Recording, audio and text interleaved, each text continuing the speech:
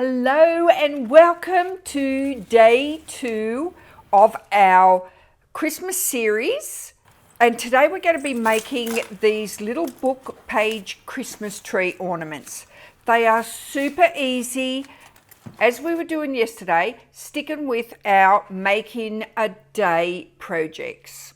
All you're going to need for this one is the template of the little Christmas tree. You can get this for free from my website, the same as yesterday's. This is what we done yesterday. If you haven't seen this or got it, head over to my website.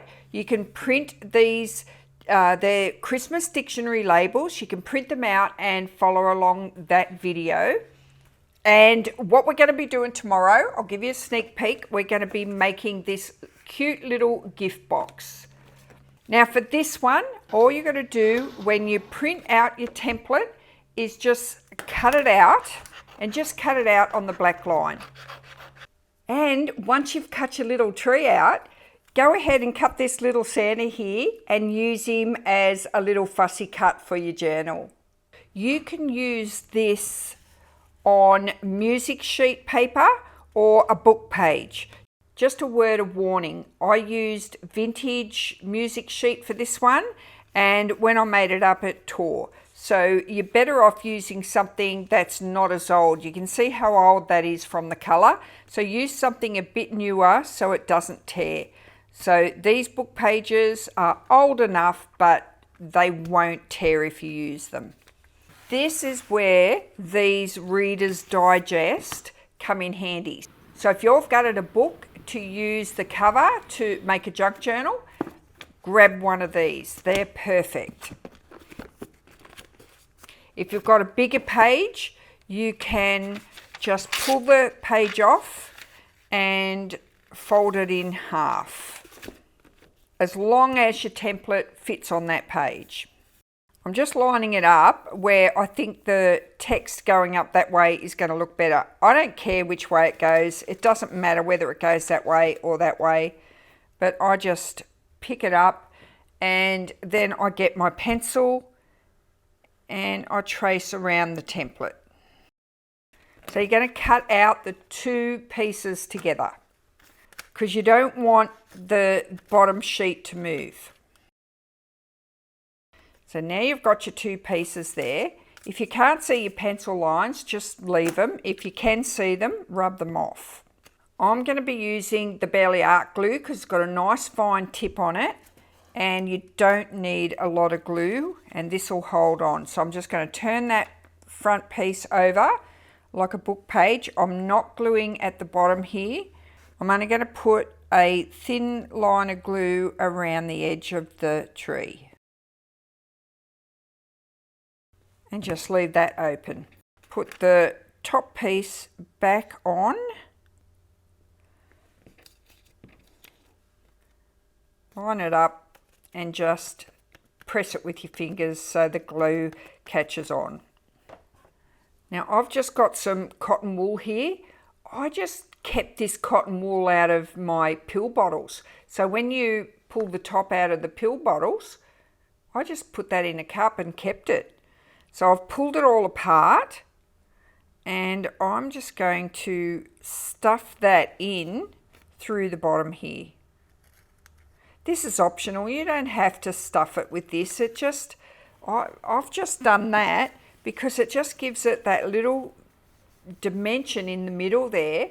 And when I colour the edges, it just makes it look more 3D. So you can see here, if you do it when the glue is too wet, so if you use a glue that doesn't stick quick, it'll come apart. So grab some tweezers. These are stamp tweezers. If you haven't seen these, they're a lot different to these pointy nose ones. These are fantastic for crafting. So just pull out some of that and poke it down up into the top part of the tree. You don't need a lot.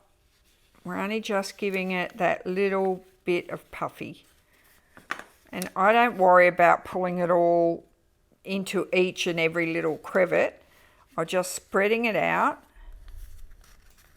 and pushing it in. Then I'm going to get my glue again and I'm going to close that bottom up.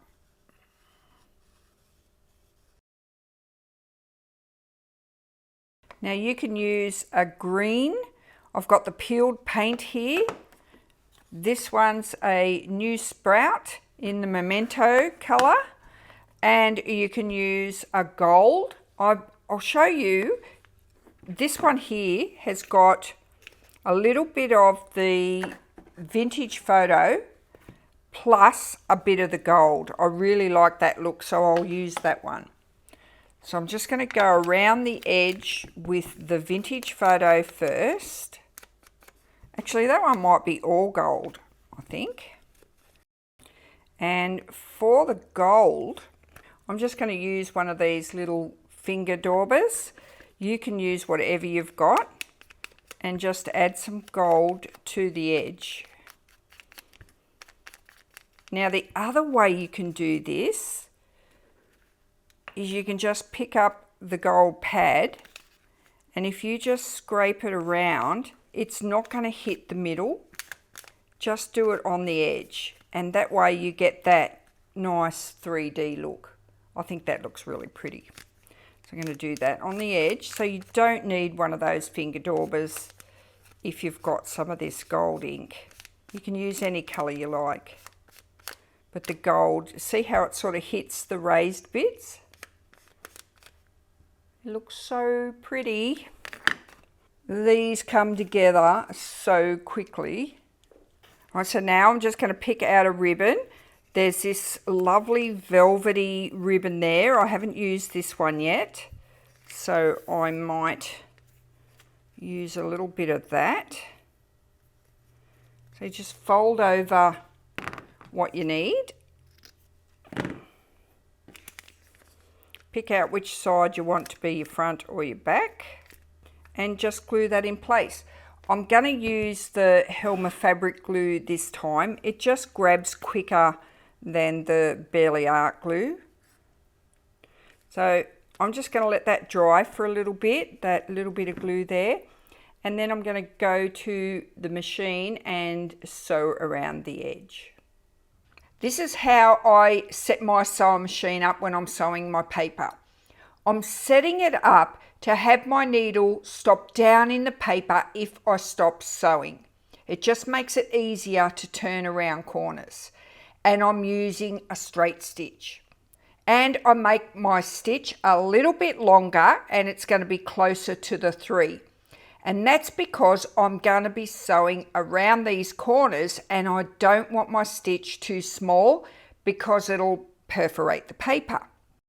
It doesn't matter where you start sewing because it's going to be a scrappy stitch. And then I stop and reverse crooked and then keep going forward randomly all the way around the tree until I'm back at the start.